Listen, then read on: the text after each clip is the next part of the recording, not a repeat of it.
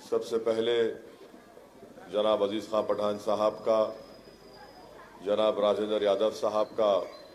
शुक्रिया अदा करता हूं कि मेरे मुख्तसर से सियासी ज़िंदगी में बहुत ही कम मुझे ऐसे मौके मिले देखने को कि जब किसी एक शख्स को बल्दिया का टिकट नहीं दिया जाता, जो सिटिंग कॉरपोरेटर होता है, तो वो जमात से उनकी वाबस्तगी जैसा पहले होती थी वो ऐसा नहीं रहती थी। मगर पहली मर्तबा मैं ये देख रहा हूँ कि अल्हम्दुलिल्लाह अजीज खां पठान साहब और राजेंद्र यादव साहब, उनको मजलिस की तरफ से उनके मुतालिका बल्दी डिवीज़न से टिकट नहीं मिलने की उसके बावजूद भी वो बढ़ चढ़कर मजलिस के इंतखाबी मुहिम में हिस्सा ले रहे हैं। मैं इनका शुक्रिया अदा करता हूँ और मैं ये समझता हूँ कि ये बड़ी एक सियासी जमात के लिए ये एक बड़ी खुशाइन बात है। और जब हम तमाम में इस तरह का एक टीम स्पिरिट पैदा हो जाता है कि हमारे लिए इनफरादी ओहदों से ज़्यादा हमारी पार्टी की कामयाबी हमारे लिए बहुत अहम है, तो मैं ये समझता हूँ कि ये इंशाअल्लाह ताला यकीनन ना सिर्फ हमको बल्कि आवाम को भी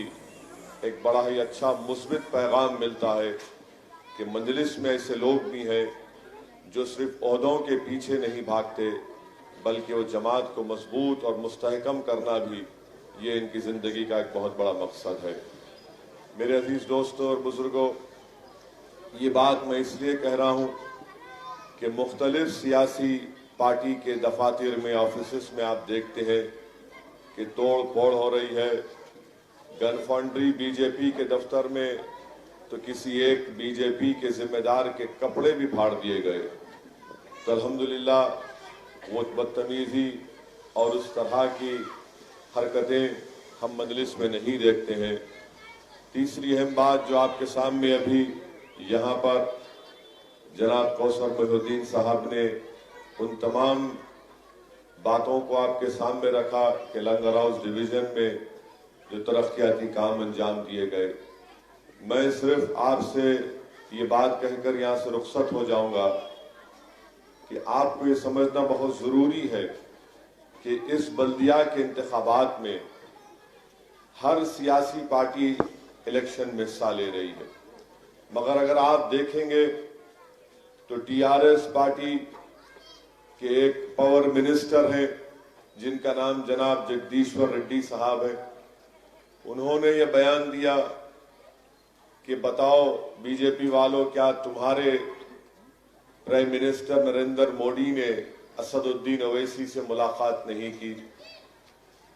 आप अगर कांग्रेस के जिम्मेदारों के बयानात को देखेंगे तो एक मलकाजगिरी के कांग्रेस के बड़े एमपी हैं, बहुत ज्यादा अक्लमंद हैं, बल्कि होशियार नहीं बल्कि डेढ़ होशियार बनने जाते हैं। उन्होंने ये कहा कि एक